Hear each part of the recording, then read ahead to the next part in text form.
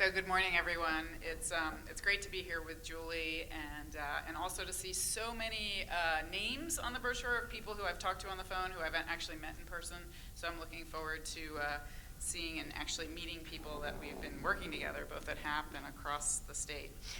So it's great to follow Julie. We've worked really closely, and Julie has really been the leader of a team that has really amplified what my goals were as what I would call myself a clinical champion in this role. So about like 4 or 5 years ago, I actually started maybe 7 or 8 years ago getting involved in opioid stewardship and deprescribing and teaching doctors not to do what happened to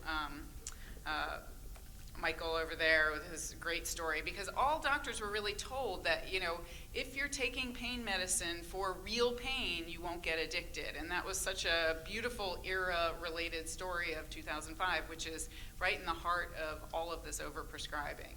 So around 2010 or 2012, I started trying to teach doctors, that we're doing more harm than good. We need to deprescribe, we need to do less. And 3 or 4 years of that, and a lot of policies were taking off independent of my work, that was, really moving the needle. People were not prescribing as much, and of course that also shifted a lot of people to where we are in terms of picking up the pieces of the rest of the opioid crisis and why we're all in this room. So I realized that we needed, some colleagues around the country were inspiring me to get on board with this buprenorphine idea, and this was really like 5 years ago. Some colleagues of mine in academic emergency medicine, we would put on these national conferences about changing prescribing, and then some of the more innovative people on our teams would come and say, you know what I've been starting to do? I've been starting to do buprenorphine from the emergency department, because we're seeing all these patients with opioid use disorder and they have nowhere to go, and if you just get them started from the ED, they can actually do pretty well. And I thought, well, okay, I can do that, so I got my X waiver probably 3 or 4 years ago, and I realized that we didn't even have buprenorphine on our formulary in the hospital for what we call new start. So we could continue it if a patient was already on it, but we needed a lot of health system buy-in to actually get it and make it available. So, is that gonna move? Okay, so I don't have any conflicts. So again, if we can prescribe opioids, we ought to all be able to prescribe buprenorphine, and that goes kind of out of the issue of the X waiver and kind of beyond the scope of this room. But in order to get it on formulary, I had to present to the formulary, the Pharmacy and Therapeutics Committee. I had to gather all the evidence. I had to get the CMO and CNOs and get the nurses trained in COW scoring. So there was a lot of implementation that were real barriers in the beginning. Now that we have HQIPs and there's some money attached to this, there's been obviously, I think, a lot of greasing the wheels for getting this moving forward. So just like Dr. Siegel presented, there are barriers. When I got it on formulary, I was a clinical champion. I told people, you actually don't need the X waiver to give buprenorphine in the emergency department. And then I'd kind of circle back and I'd say, has anyone given it? Is anyone doing this? And they'd say, I don't know how to dose it. I don't really feel comfortable. I don't think I'm allowed. It's just one addiction for another. It's really complicated. I'm really busy and I don't have time. And all of those things are fair, because in a lot of ways I've been in that too busy situation. I worked last night, 3 to midnight. Our ED is so busy right now, and I'm sure everyone else doing emergency medicine, you really don't have time for the extra phone call that Julie's talking about, or really thinking about a new process that you're not really familiar with. So I totally understand that, and I understand when my colleagues gave me these answers. So this is part of the strategies that we had to move from. So one of the things that we developed was, again, because of this HQIPS support that was potentially coming. I don't think anyone really believed that it was really coming, but it was on paper. It looked like we're going to get $200,000 if we, write down that we're going to do this, and we were already doing it. So that gave a little bit more incentive from the top. So our health system gave us $50,000 to incentivize our ED faculty to get X waivered.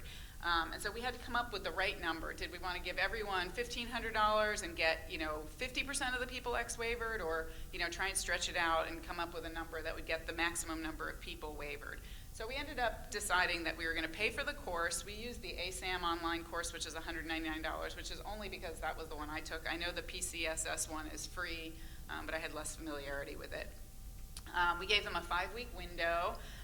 which was right after Thanksgiving up until January 1st, which even though that seems like a bad time with holidays and everything, a lot of people have a few extra days off, and because it's online and you can stop it and start it, it sort of worked out. And I think giving clinicians, or anyone really, a deadline rather than you can get this when you get it done is kind of helpful. And then again, those emails and social norming, we'd say, 25% of the faculty has already completed their X waiver and received their $750 of holiday money.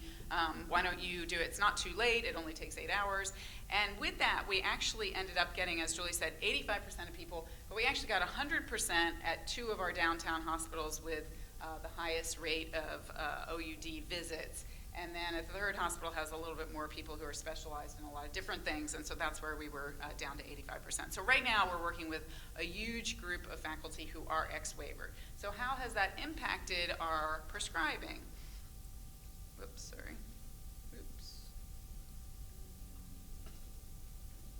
Okay. So this is a graph, and really the gestalt is we corrected OUD encounters per month for OUD visits per month. So the incentive period is in gray there in the middle, and the red line represents all 3 of our downtown hospitals over the course of the past year. And when we look at buprenorphine prescribing, the rates before the incentive period were pretty low. This is only prescription. So part of our increased throughput for these patients is a lot of patients, when they come in, either they're not interested if they don't have access to the certified recovery specialists who, as Julie said, these guys are amazing and they can convince anyone to do kind of anything on the recovery journey, so much more effective than I can. But if they don't meet a certified recovery specialist or they're not in enough withdrawal, we can write prescriptions now. So that's really made a big difference. So a lot of these patients can be seen in our fast track or mid-track area. We have a home induction protocol in our discharge instructions. We still have yet to build an order set that's going to be like one click and it'll do everything, Narcan prescribing, home induction instructions. But we really need to simplify that, and we know that we still have work to do. But you can see the red line. Those are our total buprenorphine prescriptions since the incentive period.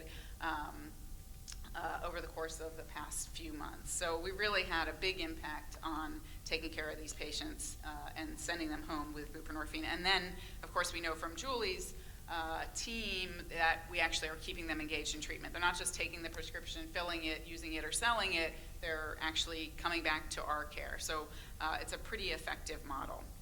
So after we did the survey, and along with a publication that we've submitted, we went back and surveyed our 70 clinicians who took or who were offered the incentive to say, hey, you were offered $750 for it, so obviously 100% of people said they would do it for $750, but how many of you would have done it for less? So then probably the break-even point is about 60% of people said they would do it for $500. So if you're trying to get a cluster of people waivered, but not everyone, $500 looks like a pretty good incentive. I know there's been some higher numbers in other places being used, but I was sort of curious what people would have said. And then a second initiative that I had started before I realized my health system was going to pay to get all of my faculty X-waivered. We developed a behavioral economics kind of mini X-waiver. My idea was that if we gave people a 30-minute talk on, hey, anyone can give buprenorphine in the ED, everyone's allowed, APPs, physicians, here's how you dose it, here's a COW score, here's an algorithm, following a lot of the work at Yale. Putting that together into a very short talk and paying people to listen to the talk and paying people the first time they give buprenorphine. Small numbers. We spoke to an ethicist who said it's not unethical to pay people to do, sort of nudge them in the right direction, as they say. And so this BUP 101 was a grant from Independence Blue Cross Foundation and the American College of Medical Toxicology to put these talks together around the Philadelphia area to get more doctors to administer buprenorphine. So again, they can't write prescriptions because we're not X-wavering them. But using modest incentives, literally $15 to listen to the 30-minute training, $25 at the end of 3 months to report the number of times you've given buprenorphine. So we started the trial in January 2019, and we've trained 85 people, half are residents and half are faculty. So you can imagine the incentives work really well for residents. But our outcomes so far on 50, so about half of the enrollees, is that 35% of them have given their first dose of buprenorphine, and we only enroll people who have never given buprenorphine. So it works a little bit to move people forward in their comfort level of actually giving it. So I've given this talk about 10 times around the Philadelphia area, and I thank some of the people in the audience here who have let me come to their institution to give the talk. But it does seem to nudge people in the right direction, and then I offer, my phone number or support. Nobody's really ever called me for background except for people in my own health system. So a novel way to move things along. We also ask people to fill out a pre-survey about knowledge about buprenorphine, and then their post-survey at 90 days. And it looks like their scores are about 66% on their pre-survey knowledge about buprenorphine and 75% on their post-knowledge at 90 days. So there seems to be a sustained knowledge acquisition associated with this 30-minute training and the money. And then lastly, I'll say, just like Julie alluded to, there's a lot of things that go into making a patient actually accept our buprenorphine. So there's patient readiness factors. Do they believe that buprenorphine will help them? I call that bupe faith. And a lot of that can be shifted by the certified recovery specialist's enthusiasm for it. Last night I took care of a patient who had already left AMA once the day before, had probably osteomyelitis of his sternum. He had a lot of swelling across his anterior chest wall, was actively using heroin, and had already left the day before. And so when I spoke to him, he was waiting to be admitted. We were trying to make him comfortable, but he was, there's no way I'm using buprenorphine. It doesn't work for me. It doesn't help. And so it's very hard to challenge these patients when they're kind of already in a pathway. Anyway, so I'll just call it bupe faith, and there's varying perspectives on that.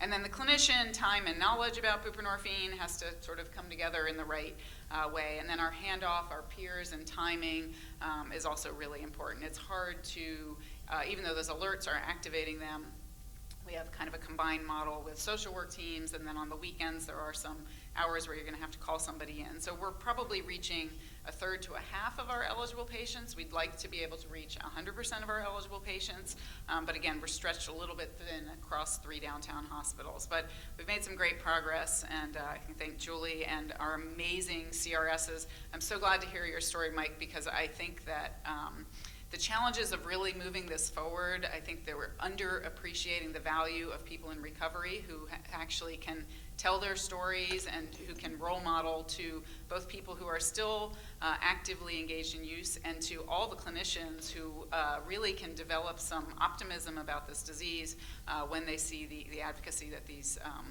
clinicians and advocates can provide for us. So thank you. I'm happy to join Julie for some question and answer.